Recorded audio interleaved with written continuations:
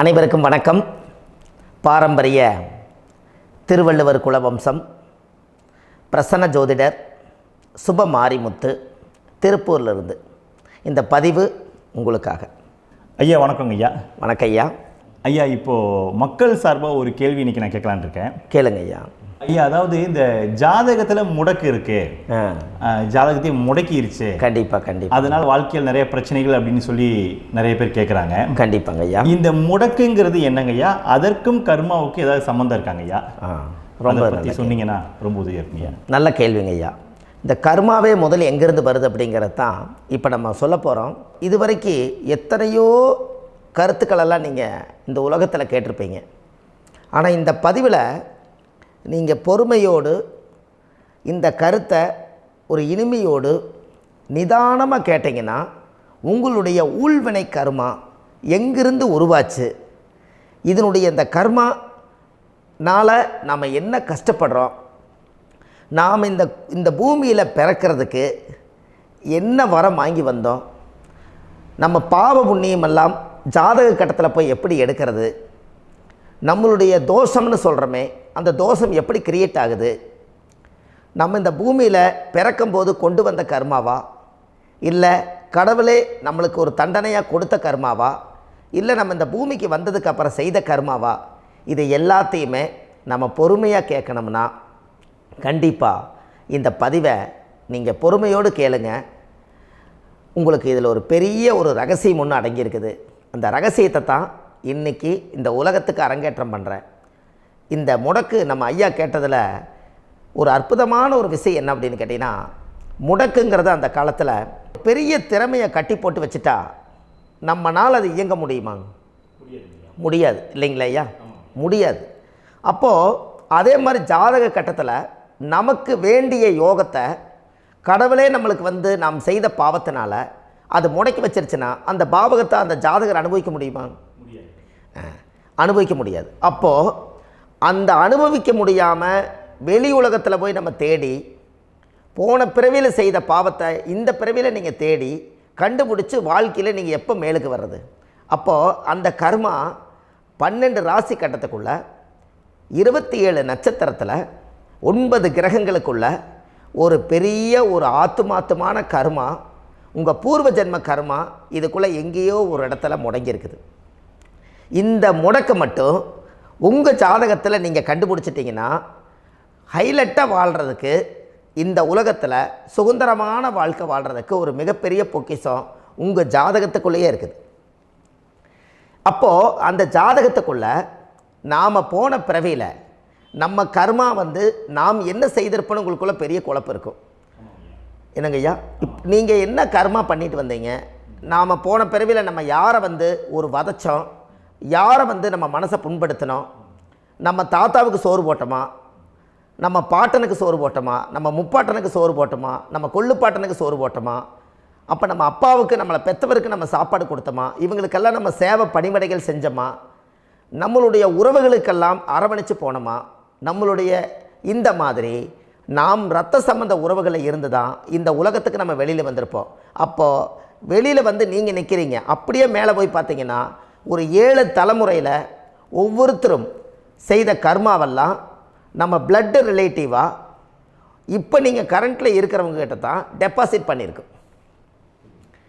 அப்போ இது தெரியாமல் நாம் ஜாதகத்துக்குள்ளே போய் தசாபுத்தி நல்லா தனுங்க இருக்குது, நான் ரொம்ப கஷ்டப்படுறேன், என் ஜாதகத்தில் போய் பார்த்தேன் எல்லா கிரகங்களும் நல்ல வலிமையாக இருக்குன்னு தான் சொன்னாங்க, ஆனால் இன்னும் என்னுடைய கடன் அடையலை, இன்னும் என்னோடய கர்ம தீர்ந்த மாதிரியே தெரியல, எனக்குள்ளே ஒரு தாட்டு என்னமோ நான் ஒரு பின்தங்கின வாழ்க்கையிலே வாழ்ந்துட்டுருக்கேன் அப்படின்னு நீங்கள் சொல்லும்போது, அப்போ இதையெல்லாம் தாண்டி ஒரு கர்மா உங்களுடைய ராசி கட்டத்துக்குள்ளே எங்கேயோ ஒரு பக்கத்தில் ரகசியமாக புதைஞ்சிருக்கு. அப்போது அந்த ரகசியமாக புதைஞ்சிக்கக்கூடிய அந்த முடக்கு தான் இன்றைக்கி இந்த உலகத்துக்குள்ளே நீங்கள் தெரிஞ்சுக்கக்கூடிய விஷயம். அப்போ அந்த முடக்குங்கிறது ஒன்று உண்மை. இந்த உலகத்துக்கு நம்மளை எல்லாத்துலேயும் நல்லா யோசிச்சு பாருங்கள். 12 ராசி கட்டம் இருக்குதுங்களா ஐயா? ஆமாங்க ஐயா. ஆனால் கிரகம் எத்தனை இருக்குதுங்க? 9 தான் இருக்குங்க ஐயா. ஆமாம், 12 ராசிக்கு 12 கட்டத்துக்கு 12 கிரகம் கொடுத்துருக்கலாமல்ல கடவுள்.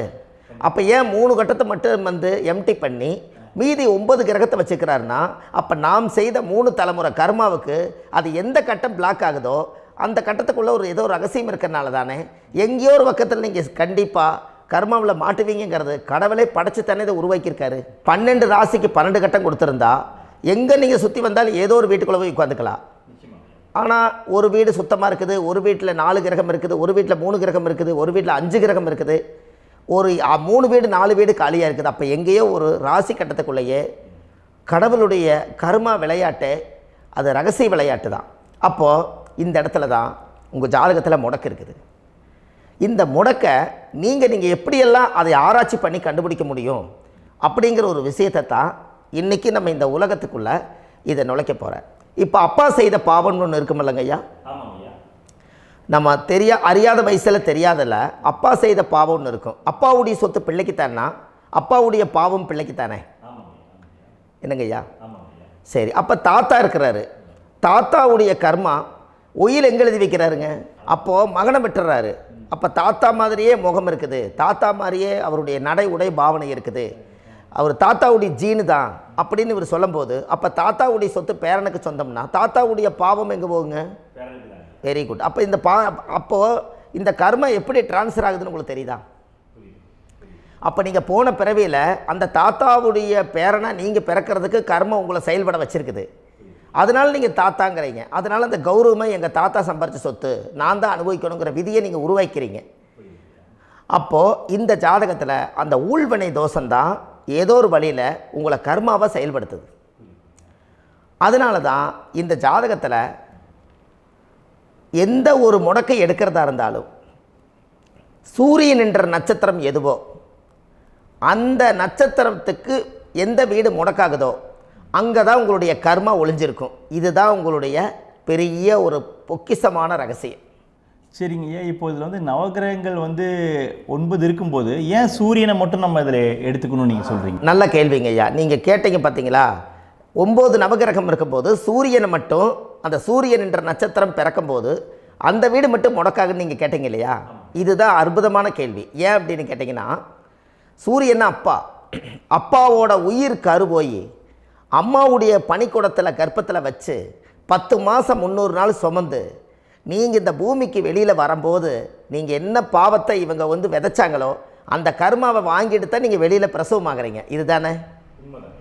அப்போ சூரியன் என்ற நட்சத்திரம், அந்த சூரியனுங்கிறது உயிர் கருவல்லவா, அப்பாவுடைய உயிரணுக்கள் அம்மாவுடைய கருவிக்குள்ளே போய் நாம் குழந்தை வடிவத்தில் இருந்து 300 நாள் பாவ உன்னித்த பதிவில் ஏட்டு எழுதி ஒரு ஜாதகத்தை கையில் கொடுத்து பிறந்த உடனே உங்களுக்கு ஒரு ஏட்டை பெரட்டி நீ இப்படித்தான் விதி, இனிமேல் இப்படித்தான் நீ வாழணும்னு சொல்லி உங்கள் கர்மாவை நீங்கள் கர்மாவோடு தானே வெளியில் பிறக்கிறீங்க.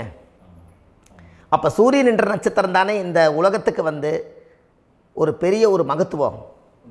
இப்போ பாருங்கள், விடிய வரைக்கும் நம்ம முழிச்சிட்ருக்குறோம், காலையில் சூரிய உதயமானால் அவங்கவுங்க செயல்படுறோம்.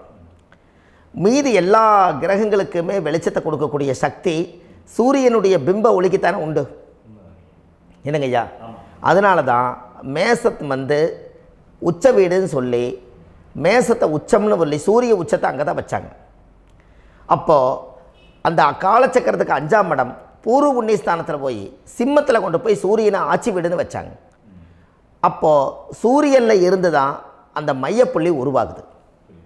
அப்போ உங்களுடைய ஜாதகத்தில் அந்த சூரியனாகப்பட்டவர் பிறக்கும்போது நீங்கள் உங்கள் ஜாதகத்தை நீங்கள் எடுத்துக்கங்க ஐயா.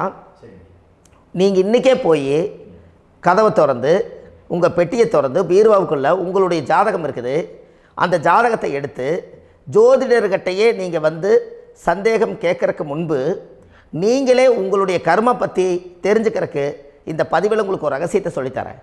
உங்கள் ஜாதகத்தில் இப்போ இது வரைக்கும் ராசி கட்டத்தை நீங்கள் பார்த்துருப்பீங்க, ஆனால் பாதசாரம்னு ஒன்று இருக்கும் இல்லைங்களா? ராசிக்கு பாதசாரம்னு ஒன்று இருக்கும். சூரியன் என்ன நட்சத்திரத்தில் இருக்குது, சந்திரன் என்ன நட்சத்திரத்தில் இருக்குது, செவ்வாய் என்ன நட்சத்திரத்தில் இருக்குது, புதன் என்ன நட்சத்திர காலில் நிற்குது, இதெல்லாமே அந்த சாரம் இல்லாத ஜோதிடம் சோரம் போய்விடும். அதனால் அந்த சாரத்தில் நிற்கிது பார்த்தீங்களா கிரகம், அதில் இப்போ நீங்கள் உங்களுடைய ராசி கட்டத்தை ஓப்பன் பண்ணுங்கள். இதில் ராசி கட்டத்தில் சூரியன் என்ற நட்சத்திரம்னு ஒன்று இருக்கும் இல்லைங்களா? அது எதுவாக வேணாலும் இருந்துட்டு போட்டோம். அந்த நட்சத்திரம் தான் நீங்கள் பிறக்கும்போது தாயுடைய கருவறைக்குள்ள கரு உருவான நட்சத்திரமே அதுதான். புரிஞ்சுங்களா ஐயா? பிறக்கும்போது நீங்கள் அந்த கருவுடைய நட்சத்திரம் அப்பா வந்து கருவை உருவாக்கி கர்மாவை விதைச்சது அந்த சூரியன் என்ற நட்சத்திரம் தான். அந்த வீட்டுக்கு தான் இந்த ராசி கட்டத்தில் உங்களுக்கு முடக்கு உருவாகுது. புரிஞ்சுங்களா ஐயா? அப்போது ஒரு ஜாதகத்தில் சூரியன் என்ற நட்சத்திரம் எதுவோ அதுதான் உங்களுடைய கர்மா நட்சத்திரம். இப்போ நம்ம பிறக்காதுக்கு முன்னாடி அப்பா கட்டத்தில் அந்த கர்மா டெபாசிட் ஆகிருக்கும். அதை ட்ரான்ஸ்ஃபர் எப்படி பண்ணுறாரு? அவருக்கு ஒரு கல்யாணம் வச்சு அவர் குடும்ப வாழ்க்கையில் வாழ்ந்து நம்மளோட உயிர் கருவை கொண்டு போய் ஊராம் பொண்ணை கல்யாணம் பண்ணி பொண்டாட்டின்னு எடுத்துக்கொண்டு அந்த பொண்டாட்டிங்கிற உரிமையாகி இவருடைய உயிர் கரு உருவாகி வாரிசுகள் வெளியில் வருது. அதானங்க ஐயா? அப்போது அந்த சூரியன் என்ற நட்சத்திரம் தான் இந்த உலகத்தில் ஒரு பிரம்மாண்டமான நட்சத்திரம். இந்த நட்சத்திரம் உங்கள் மனசுக்குள்ளே ஏதாவது இருந்துச்சுன்னா உங்கள் வீட்டில் ஏதாவது ஒரு நல்ல விஷயங்கள் நீங்கள் பண்ணுறதா இருந்தால் அந்த கர்மா நட்சத்திரம் சூரியனுடைய நட்சத்திரம் இருக்குது பார்த்தீங்களா, அந்த நட்சத்திரத்தில் எந்த ஒரு சேவைகளும் செய்யக்கூடாது. அதுதான் கர்மா. அதை போய் நீங்கள் ஆக்டிவேட் பண்ணி விட்டீங்கன்னா அது முன்னோர்களை வந்து நீங்கள் வந்து தொந்தரவு பண்ண மாதிரி. அந்த கர்ம நட்சத்திரம் தான் உங்கள் வாழ்க்கையில் அது புதஞ்சிருக்கிறதா. இப்போ குழந்தை பிறந்தாலோ சீர் சீமந்தங்கள் நீங்கள் செய்கிறதாலோ கல்யாணம் முக்கிறதுனாலோ உங்கள் ஜென்ம நட்சத்திரத்தன்னைக்கு கல்யாணம் பண்ண வேண்டாம்னு சொல்லிக்கிறாங்கல்லங்க. உங்களுக்கு ஜென்ம நட்சத்திரத்துக்கு முன்னாடி உங்களை உருவாக்குன நட்சத்திரம் தான் ஜென்ம நட்சத்திரம். அப்போ சூரியன் என்ற நட்சத்திரம் அப்பாவுடைய ஜென்ம நட்சத்திரமாக அந்த ஊழ்வினை கர்மம் செயல்படுது. அப்போ அந்த முடக்கு யார் வழியில் வந்தது? முன்னோர்கள் வழியில் வந்தது. முன்னோர்கள் கட்டி வச்சது யாரைய? குலதெய்வத்தை. அப்போ அந்த குலதெய்வத்தை போய் சாமிக்கு போய் வீடு வாசல்லாம் வலித்து குலதெய்வத்தை போய் தேங்காய் பழம் பூ மாலை கல்கண்டு வாங்கி அர்ச்சனை பண்ணி ஒரு அன்னதானம் ஒன்று பண்ணிவிட்டு சாமிக்கு பொங்கல் வச்சு நைவேத்தியம் பண்ணிவிட்டு உங்கள் ஜாதகத்தை வச்சு பூஜை பண்ணிவிட்டு வாங்க. அதுக்கப்புறம் தான் உங்கள் கர்மாவை கண்டுபிடிக்கிறதுக்கு வழியே பிறக்கும். குலதெய்வத்தை வணங்காமல் கோவிந்தா கோவிந்தா என்று பல தெய்வத்தை வணங்கினாலும் பலனொன்றும் இல்லைன்னு அந்த காலத்தில் முன்னோர்கள் சொல்லி வச்சுக்கிறாங்களா இல்லைங்களா? அதனால் கண்டிப்பாக அதை கண்டுபிடிச்சி நீங்கள் அதுக்கு ஒரு நைவேத்தியம் பண்ணால் மட்டும்தான் முதல்ல உங்கள் 5ஆம் பாவம் முன்னோர்கள் அது வேலை செய்யும். குலதெய்வ ஆலயத்துக்கு போயிட்டு வாங்க. போயிட்டு வந்துட்டு இந்த கர்மவினை தோஷத்தை நிவர்த்தி பண்ணுறதுக்குண்டான சரியான பரிகாரத்தை நம்ம எடுப்போம்.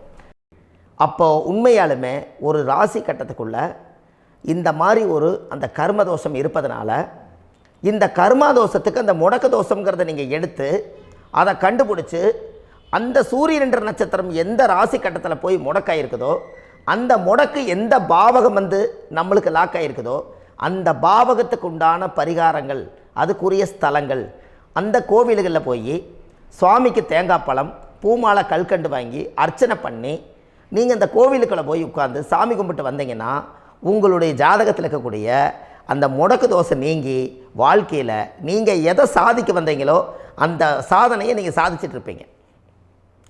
புரிஞ்சுங்களா ஐயா? ஏன் அப்படின்னா அந்த முடக்கு நட்சத்திரத்துக்குள்ளே தான் ஒரு தோஷம் இருக்குது. இப்போ அந்த காலத்தில் பாருங்கள் ஐயா, முன்னோர்கள் எல்லாம் நிறைய பேர் கோவில் கட்டி வச்சுட்டு போயிருக்காங்களா இல்லைங்களா? இந்த கோவில் எதுக்காக கட்டி வச்சுக்கிறாங்கன்னா அவங்க கட்டினவங்களுக்கும் அந்த முடக்கு தோஷம் இருந்திருக்குது. ராஜாக்கள் இருந்திருக்குது, மன்னர்கள் காலத்தில் இருந்திருக்குது, ஜமீன்தார் காலத்தில் இருந்திருக்குது. இப்போ அவங்களுடைய அமைப்புகள் எல்லாமே முன்னோர்கள் என்னமோ அறியாமல் தெரியாத தன்னடக்கம் இல்லாத ஒரு கர்மாவை இவங்க செஞ்சிட்டாலும் அதுக்குரிய பரிகார ஸ்தலங்களை கொண்டு போய் அந்த காலத்திலே ஜாதகம் பார்த்து நம்ம வந்து முன்னோர்களுடைய பாவத்தை நாம் செய்த பாவத்தையும் தீர்த்துட்டு நமக்கு கீழே அடுத்த சந்ததிகள் அடுத்த தலைமுறைகள் வந்தாலும் இந்த கோவில்களுக்கு வந்து விளக்கு போட்டு சாமி கும்பிட்டு இந்த மண்ணை மிதிச்சுட்டு போனால் அன்னையோடு அந்த கர்மா தீருங்கிறது அந்த காலத்திலேயே முடக்க தோஷ பரிகாரத்தை கோவில் வழியில் அந்த காலத்தை திசை திருப்பி வச்சுருக்காங்க. அப்போ நீங்கள் கோவிலுக்கு போகாமல் கண்டிப்பாக இந்த பரிகாரத்தை நீங்கள் உடைக்க முடியாது. ஏன் உடைக்க முடியாதுன்னா இப்போ நீங்கள் எத்தனை வருஷம் வாழ்கிறீங்க ஐயா? 120 வருஷமே வச்சுக்கோங்க. சூரியன் திசை 6 வருஷம், சந்திரன் திசை 10 வருஷம், செவ்வாய் திசை 7 வருஷம், ராகு திசை 18 வருஷம், குரு திசை 16 வருஷம், சனி திசை 19 வருஷம், புதன் திசை 17 வருஷம், கேது திசை 7 வருஷம், சுக்கிரன் திசை 20 வருஷம். இப்போ நான் சொன்ன டோட்டலெல்லாம் கூட்டிங்கன்னா 120 வருஷம் வரும். இது ஒரு மனிதர் பிறந்து பூரண ஆயுளோடு வாழ்ந்தால் இந்த 120 வருஷம் வாழ்ந்தால் அவர் இந்த பூலோக பதவி விட்டு சிவலோக பதவி போயிடுவார். அதுக்கு பேர் தான் பூரண ஆயுள் என்று பொருள். அப்போ இந்த பூரண ஆயுளை வாழ்ந்தவருக்கு 120 வருஷம். கோயில் எத்தனை வருஷம் வாழுதுங்க ஐயா? கோயில் பழங்காலத்து கோயிலெல்லாம் எத்தனை வருஷம் வாழுதுங்க? 12 வருஷத்துக்கு கும்பாபிஷேகம். அது ஓகே, அது பரவாயில்ல. 12 வருஷத்துக்கு ஒருக்கா பழசை புதுப்பிச்சு கும்பாபிஷேகம் பண்ணி மறுபடியும் அதுக்கு பவர் ஊட்டி சக்தி ஊட்டி அதுக்கு உருவேற்றுறாங்க. நான் சொல்கிறது கோயில் 5000 வருஷம் 4000 வருஷம் பெரிய பெரிய சித்தர்கள், மகான்கள், ரிஷிமார்கள், யோகிகள், சித்தர்கள் இவங்களெல்லாம் போய் கோவில்லையே சிவனையும் பெருமாளையும் வழிபாடு பட்டுட்டு கோவில்லையே ஒரு ஓரத்தில் ஜீவசமாதி ஆயிட்டாங்கன்னு பழைய கால கோயிலில் சித்தர்கள் குடியிருக்காங்களா இல்லைங்களா? இருக்காங்கல்லங்க ஐயா. அப்போது நாம் 120 வருஷம் வாழ்கிறோம், கோவில் 5000 வருஷம் வாழுது. எங்கே சக்தி அதிகமாக இருக்குன்னு சொல்லுங்க? கோவிலில் தாங்க ஐயா. கோயில் தான், அதில் ஒன்றும் மாற்றம் இல்லைங்களே. கோயில் தாங்க. அப்போ கோவிலில் தான் அந்த சக்தி இருக்குதுன்னு நீங்கள் சொல்கிறீங்க. அப்போ உங்களுடைய கர்மாவை உடைக்கிறதுக்கு 120 வருஷம் பெருசா 5000 வருஷம் பெருசான்னு சொல்லுங்கள்? 5000 தாங்க. அப்போ 5000 வருஷம் உள்ள அலைகள் வந்து எத்தனை அந்த சிவனுக்கு இப்போ சிவன் கோயிலே உங்களுக்கு முடக்கு தோஷத்துக்கு ஒரு கோயில் வருதுன்னு வச்சுக்கோங்க. அந்த கோவிலில் எத்தனை முடக்குகளுக்கு உண்டான கோவில்கள், எத்தனை பழங்களை ஊற்றி சாமிக்கு அபிஷேகம் பண்ணியிருப்பாங்க, எத்தனை பால் கூட ஊற்றிருப்பாங்க, பன்னீர், தேன், இளநீ, மஞ்சள் நீர், திருமஞ்சனம், அபிஷேகம், பொங்கல், நைவேத்தியம் இத்தனையும் செஞ்சு அந்த சிவனை வந்து சிவனாக பார்த்து அந்த கருவறைக்குள்ள ஒரு கிராணங்கள் வரும்போதும் கூட பாதுகாப்பு பண்ணி வச்சு நல்ல சக்தியோடு அந்த கருவறையை புத்தியோடு அவங்க வேலை செஞ்சு அந்த காலத்தில் வச்சுருக்காங்களா இல்லைங்களா? அப்போது நம்ம வீட்டை அவ்வளோ சுத்தமாக வச்சுருக்க முடியுமா? என்னதான் வாஸ்து இருந்தாலும் முடியாது இல்லைங்களா? அப்போது அவ்வளவு ஒரு பவர்ஃபுல்லான கோவில் அந்த முடக்கு தோஷத்துக்குள்ளே ரகசியமாக அந்த கோயில் அடங்கியிருக்குது. உங்கள் ஜாதகத்துக்குள்ளே உண்மையாலுமே ஊழ்வினை கோயில், கர்மவினை கோயில் அதுக்குள்ளே இருக்குது.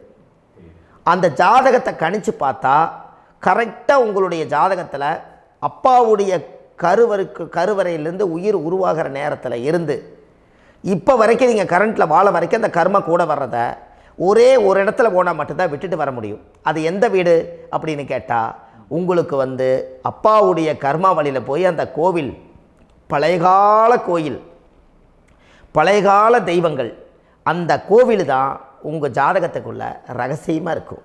அது ஏன் இந்த பதிவில் உங்களால் சொல்ல முடியாது அப்படின்னா, இந்த பதிவில் ஏன் உங்க சொல்ல முடியாதுன்னா உங்கள் ஜாதகம் தெரியாமல் என்ன கோயிலை நீங்கள் சொல்லுவீங்க? இப்போ பொதுவாக ஒரு நட்சத்திரத்துக்கு ஏதோ ஒரு கோவிலை அவங்க சொல்லி நீங்கள் போயிட்டு வர்றீங்கன்னு வச்சுக்கோங்க. ஆனால் அது வேலை செய்யலைன்னா நம்மளுக்கு என்னங்க இவ்வளோ கஷ்டப்பட்டு போய் அதை பலனடையிலேன்னு கேள்வி கேட்டக்கூடாது.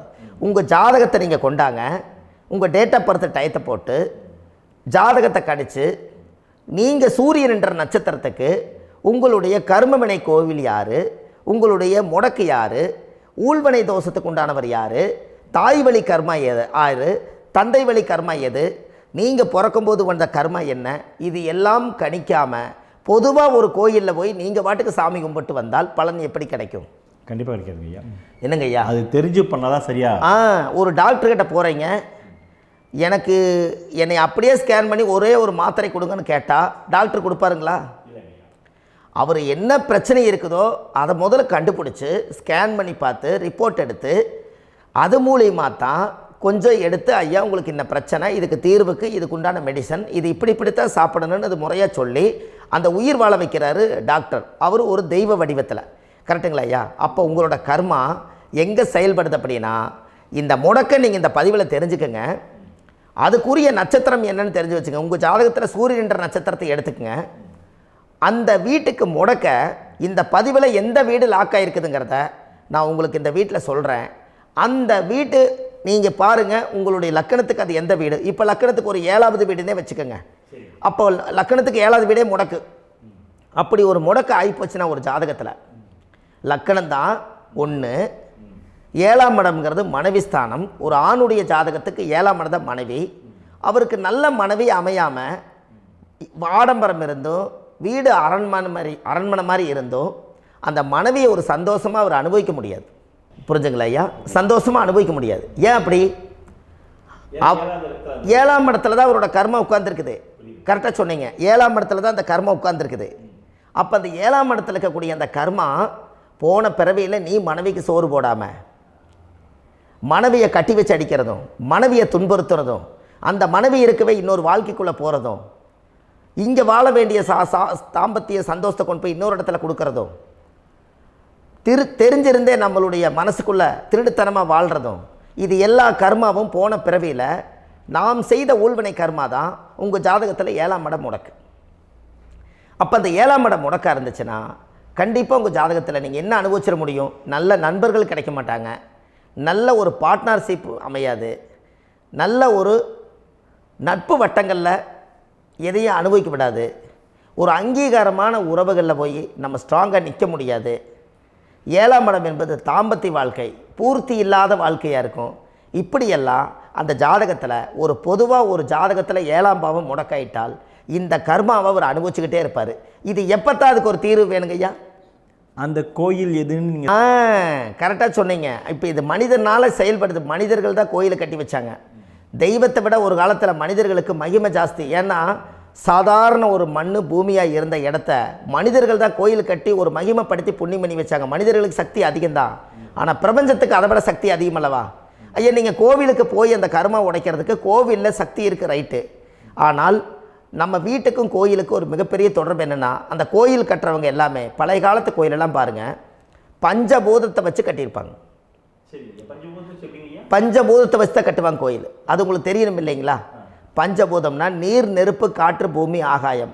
இந்த பஞ்சபூதத்தினுடைய சக்திகள் எல்லாம் ஒரே நேர்கோட்டுக்கு என்னைக்கு வருதோ அன்னைக்கு தான் அந்த கோவிலுடைய பாலக்கால் போட்டு 1000-2000 வருஷம் நிலச்சி நிற்கிறது. காரணம், இந்த பிரபஞ்சத்தில் பஞ்சபூதம் எப்படி நிலச்சி நிற்குதோ அதுபோல் 5000 வருஷம் நிற்கிறதுக்கு அந்த பஞ்சபூத சக்தி வச்சு தான் சாமி சிலையை பிரதிஷ்டை பண்ணி வச்சுருப்பாங்க. அதனால தான் இந்த கோயில்கள் எல்லாம் 5000 வருஷமாயும் எத்தனையோ கிராணங்களை எல்லாம் தப்பிச்சிருக்கிறதுக்கு காரணம். அப்பேற்பட்ட புண்ணிய ஸ்தலம் உங்களுக்கு எதுன்னு தெரியணும் அல்லவா? என்னங்க ஐயா? அப்பேற்பட்ட புண்ணிய ஸ்தலம் உங்களுக்கு எதுன்னு தெரிஞ்சால் தானே நீங்கள் போய் செய்ய முடியும், இல்லாட்டி கண்டிப்பாக தெரியாது. அப்போ இந்த முடக்கு தோஷத்தை கடவுள்கிட்ட கொண்டு போய் ஒப்படைக்கணும். நாம் பிறக்கும் போது கொண்டு வந்த கர்மாவை நாம் இருக்கும் காலத்தில் கொண்டு போய் இந்த கர்மாவை சுத்தப்படுத்தி, நீங்கள் பாவ ஆத்மாவை இந்த பூமியில் பிறந்து பூலோகத்தில் எல்லா புண்ணியத்தையும் செஞ்சுட்டு இந்த பூலோகத்தை விட்டு நீங்கள் போகும்போது புனித ஆத்மாவாக போகணுன்னா உங்கள் கர்மாவை கொண்டுட்டு போகாதீங்க, கர்மாவை நிவர்த்தி செய்யுங்க. என்னங்க ஐயா? அப்போ கர்மாவை சுத்தப்படுத்துங்க. கர்மாவை சுத்தப்படுத்திட்டு உங்களுக்கு பிறக்கிற குழந்தைகளுக்கு அந்த கர்மாவை டிரான்ஸ்ஃபர் பண்ணாமல் உங்களோட நில் பண்ணுங்க. ஒரு உதாரணம் சொல்லட்டுங்களா ஐயா? ஒரு காந்தம் ஒன்று இருக்குது இல்லைங்களா? ஒரு காந்தம்ங்கிறது ஒரு தாத்தாவாக வச்சுக்கோங்க. ஒரு இரும்பை கொண்டு போய் வச்சா ஒட்டு மோட்டாதா? அப்போ ஒட்டுனோடனே காந்தம்ங்கிறது தாத்தா, அவருக்கு பிறந்த வாரிசுக்கு அந்த கர்ம டிரான்ஸ்ஃபர் ஆயிருமா? சரி, இன்னொரு இரும்பை கொண்டு போய் வைங்க, ஒட்டு மோட்டாதா? அப்போ அது பேரனுக்கு வைங்க, பேரனுக்கு வந்துருச்சு அந்த கர்மா. இன்னொரு இரும்பை கொண்டு போய் வைங்க, அந்த காந்தத்துக்கு நேர் இன்னொன்று வைங்க, ஒட்டு மோட்டாதா? அப்போ அதை கொண்டு போய் நம்ம கொள்ளு பேரனுக்கு வைங்க. இப்படியே டிரான்ஸ்ஃபர் ஆகி தலைமுறையாக இந்த கர்மா தொடர்ந்துக்கிட்டே இருக்குது. இந்த இடத்துல கொண்டு போய் காந்தத்துக்கு இரும்பு ஒட்டிகிட்டே இருக்குதுல்ல, இந்த இடத்துல ஒரு மரக்கட்டை செஞ்சு கொண்டு போய் கரெக்டாக வச்சுக்கினே போட்டுமா? அந்த மரக்கட்டையை கொண்டு போய் வைக்கிறவர் யார்? மரக்கட்டை வச்சுட்டு அடுத்த வாரிசு புனிதமாக பிறந்துட்டு அந்த மேலே இருக்கிற கர்மாலாம் இந்த அடுத்த இதுக்கு வராதில்ல. இதுதாங்க ஐயா கர்மா. தொடர்ந்து வரக்கூடிய கர்மாவை அதை நில் பண்ணணுங்கிறதுக்கு பேர் தான் இந்த உதாரணத்தை சொன்னவங்களுக்கு. அப்போ நாம் இந்த பூலோகத்தில் நம்ம ஒரு தாயுடைய கருவறையில் இருந்து தொப்புள் கொடி அறுக்கும் நேரம் நாம் என்ன கர்மாவை வாங்கி வந்திருந்தாலும் அதையெல்லாம் ஆராய்ச்சி செய்து ஜாதகத்தில் முழுமையாக கண்டுபிடிச்சி ஒரு காலம் இல்லைனாலும் ஒரு காலம் நம்ம நல்லா இருக்கிறதுக்காக, நம்ம வாரிசுகள் எல்லாம் நலமடைஞ்சு வளமடைஞ்சு வர்றதுக்காக இந்த கர்மா தோஷத்தை கரெக்டாக கண்டுபிடிச்சி சரியான கோவிலுக்கு போய் நீங்கள் கர்மாவை நிவர்த்தி பண்ணி அங்கே பூஜை புனஸ்தானங்கள், சகசரநாம பூஜைகள், ஓமங்கள், வழிபாடுகள் இதெல்லாம் நீங்கள் செஞ்சு உங்களுடைய பாவத்தை எல்லாம் கழித்து உங்கள் ஜாதகத்தவே யோகமாக மாற்ற முடியும். கண்டிப்பாக மாற்ற முடியும். ஏன்னா நம்ம யாரை நம்பி செய்கிறோம்? சரியான கடவுள்கிட்ட வழிகாமிக்க போகிறோம். அப்போ கடவுள் பொய்யாயிருவாரா?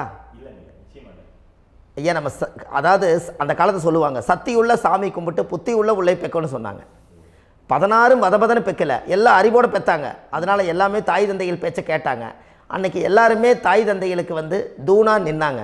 அப்போ அந்த காலத்தில் சத்தியுள்ள சாமி கும்பிட்டு புத்தி உள்ள உள்ளே பெக்கணும்னு சொல்லி அன்றைக்கி அறிவோடு பெற்று இந்த கர்மாவை ஆளுக்கு ஒரு கர்மாவை டிரான்ஸ்ஃபரை பிரித்து எல்லாரும் சுத்தப்படுத்தினாங்க. இன்றைக்கி நம்ம ஒரு குழந்தை 2 குழந்தை பெற்று வச்சுருக்கோம். அவங்களுக்கே இவ்வளவு கர்மா வந்துருச்சுன்னா இந்த குழந்தைகளுக்கு என்னைக்கு இந்த கர்மாவை போய் கண்டுபிடிச்சி நீங்கள் எப்போ சரி பண்ணுவீங்கன்னு. அப்போ இந்த வாழ்க்கையில் ஏதோ ஒரு பிரபஞ்ச சக்தி நம்மளை அறியாமல் என்னமோ ஒரு இயக்கத்தில் கொண்டு போய் விட்டுருச்சுங்களா?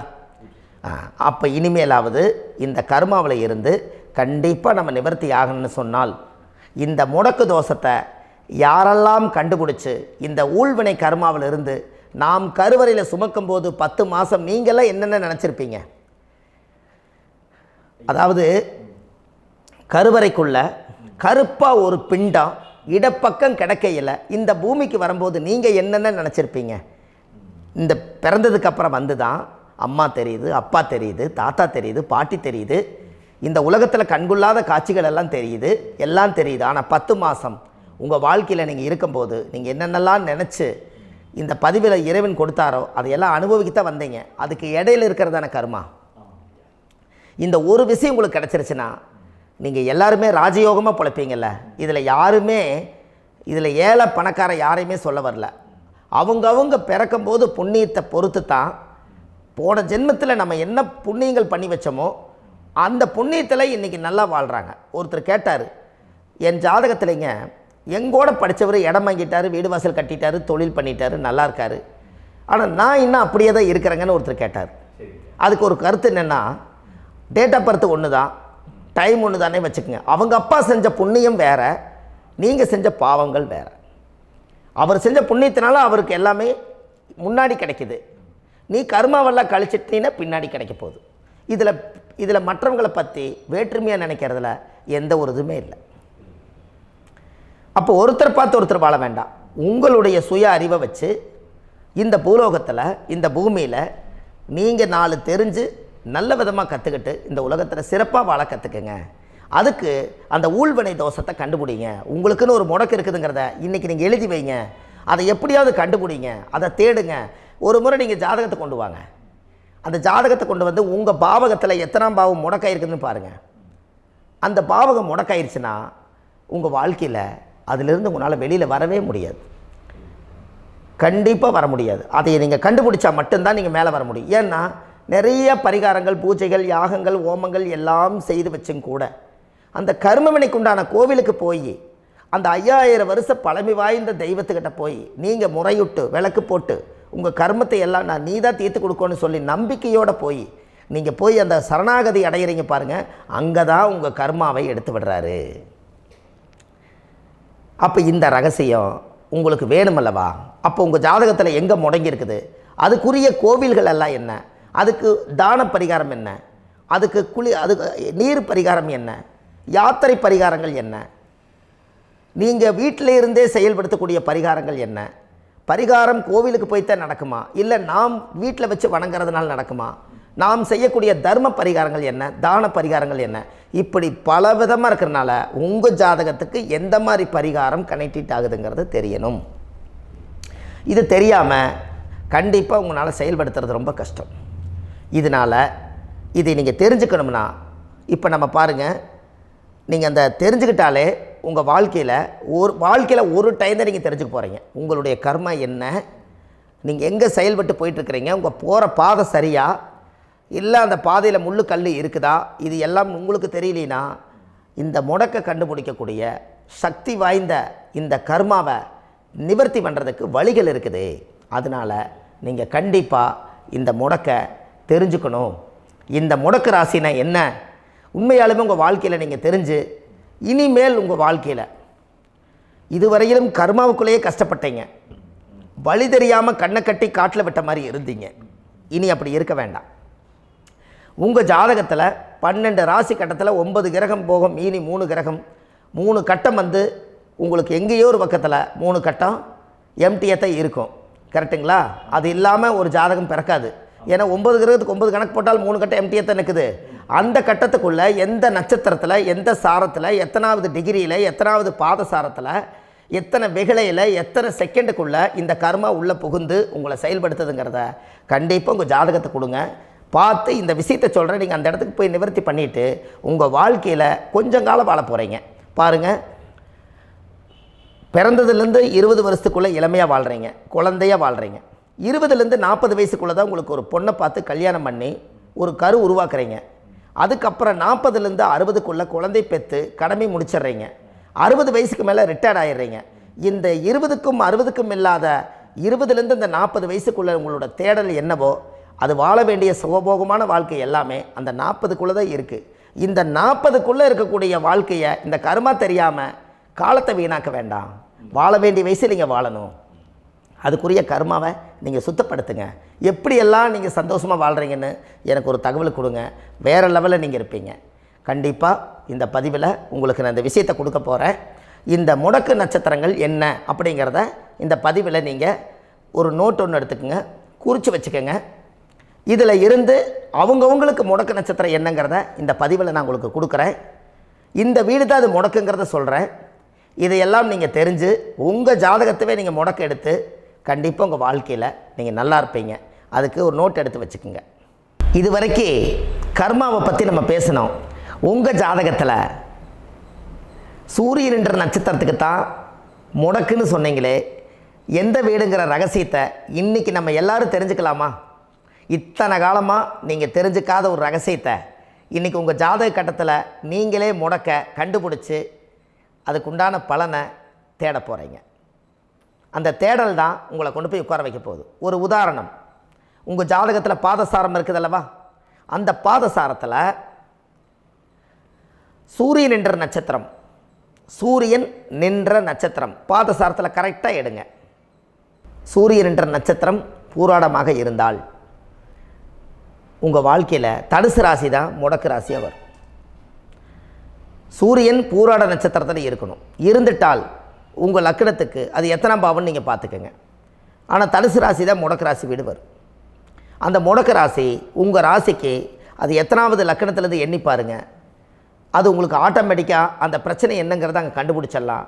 கடனா, தொழிலா, வாழ்க்கையா, குழந்தையா, பதவியா எல்லாம் தெரிஞ்சுக்கலாம்.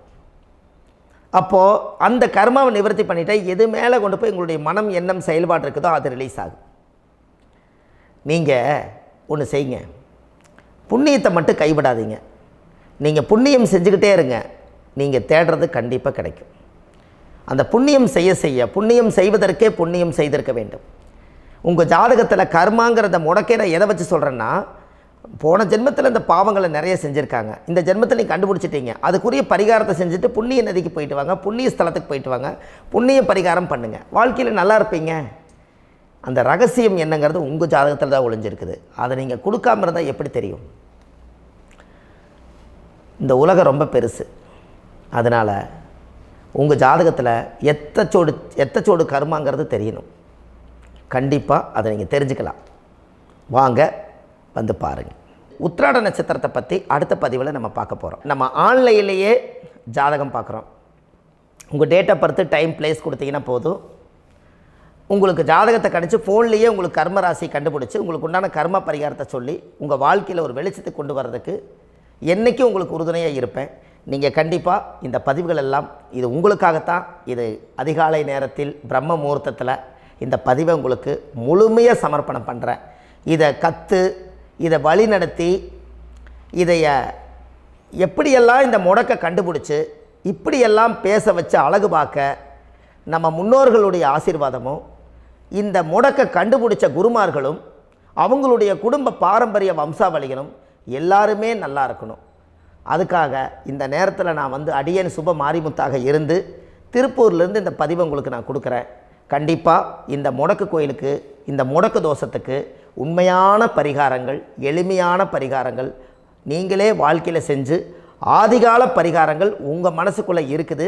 அதை செயல்படுத்தினா மட்டும் போதும், வாழ்க்கை எங்கேயோ போயிடும். கண்டிப்பாக ஒரு முறை உங்கள் ஜாதகத்தை அனுப்பி வைங்க, உங்களுக்கு நான் பார்த்து பலன் சொல்கிறேன். இன்றைக்கி நான் கொடுத்த பதிவுகள் எல்லாம் உங்களுக்கு ரொம்ப பயனுள்ளதாக இருந்திருக்கும். உங்களுக்கு இது வரைக்கும் எத்தனையோ கர்ம வினைகளை பற்றி தெரியாமல் இருந்திருப்பீங்க. இந்த பதிவில் நிறைய கேட்டு தெரிஞ்சுக்கிட்டீங்க. இதெல்லாம் வாழ்க்கையில் ரொம்ப முக்கியமான பரிகாரங்கள், எளிமையான பரிகாரங்கள்.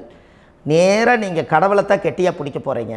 அந்த பரிகாரங்கள் எல்லாம் செஞ்சு அதிகாரமாக வாழ்ந்து இந்த பூலோகத்தில் நல்ல சிறப்பாக வாழ்கிறதுக்கு இந்த பரிகாரம் உங்களுக்கு ரொம்ப யூஸ்ஃபுல்லாக இருக்கும். கண்டிப்பாக இந்த பதிவை செய்யுங்க. நம்ம பாரம்பரிய திருவள்ளுவர் குல வம்சம், பிரசன்ன ஜோதிடர் சுப மாரிமுத்து, திருப்பூரில் இருக்கேன். 30 ஆண்டு காலமாக நம்ம ஜோதிடம் பார்த்து கொண்டு இருக்கிறோம். இவ்வளவு காலமாக எத்தனையோ ஆயிரக்கணக்கான மக்களுக்கு நம்ம ஜோதிடம் பார்த்து வழிகாட்டி நிறைய மக்களுக்கு நிறைய சேவைகள் செஞ்சுருக்கேன். நிறைய கோயில் கட்டி வச்சுருக்கேன், கும்பாபிஷேகங்கள் பண்ணி வச்சுருக்கேன், அன்னதானங்கள் நிறையா பண்ணி வச்சுருக்கேன், புண்ணிய யாத்திரைகள் நிறைய போய் வந்திருக்கேன். மக்களுக்காகவே நான் உங்களுக்கு உழைக்க தயாராக இருக்கேன். இந்த ஜோதிடம் வந்து என்னுடைய ஒரு பாரம்பரியமாக என்னுடைய அப்பா தாத்தா முன்னோர்கள் இதெல்லாம் எங்களுடைய குலத்தொழில். இது அதனால் நாங்கள் பாரம்பரியமாக திருவள்ளுவர் குல வம்சம். வள்ளுவர் வாக்குன்னு யூடியூப் சேனலில் போனீங்கன்னா 1000 பரிகாரங்கள் கொடுத்துருக்கேன். அதுவும் உங்களுக்கு ரொம்ப யூஸ்ஃபுல்லாக இருக்கும். வள்ளுவர் வாக்கு அப்படின்னு போடுங்க. அப்படி இல்லைன்னா சுப மாரிமுத்துன்னு போடுங்க. இதில் பரிகாரங்கள் நிறையா கொடுத்துருப்பேன். கண்டிப்பாக இதெல்லாம் நீங்கள் சந்தித்து நீங்கள் ஒரு சப்ஸ்கிரைப் பண்ணி வச்சுக்கோங்க. நான் போடக்கூடிய பதிவுகள் எல்லாமே உங்களுக்கு நோட்டிஃபிகேஷனை வந்துடும். அதனால் நீங்கள் ஒரு சப்ஸ்கிரைப் பண்ணி வச்சுக்கோங்க. தினமும் ஒரு தகவல் உங்களுக்கு கொடுத்துக்கிட்டே இருக்கேன். இதெல்லாமே உங்களுக்கு ஒரு பெரிய சந்தோஷமான நிகழ்ச்சிகள். என்றைக்கும் உங்களோட நான் வாழ்கிறேன். உங்களுடைய குடும்பத்தில் நான் ஒருத்தராக இருந்து குடும்ப ஜோதிடராக நான் இருப்பேன். கண்டிப்பாக ஆயுளுள்ள வரைக்கும் உங்களுக்காக இந்த ஜோதிடத்துக்கு உழைச்சி உங்கள் குடும்பத்தில் ஒருத்தராக நான் வந்து ஒரு ரத்த உறவில் நான் வந்து இந்த பூர்வ ஜென்மத்தில் உங்களுக்கு நான் கடமைப்பட்டிருக்கேன். கண்டிப்பாக அடுத்த பதிவில் உங்களை நான் சந்திக்கிறேன். வாழ்வது ஒரு முறை, வாழ்த்தட்டும் தலைமுறை. நன்றி, வணக்கம்.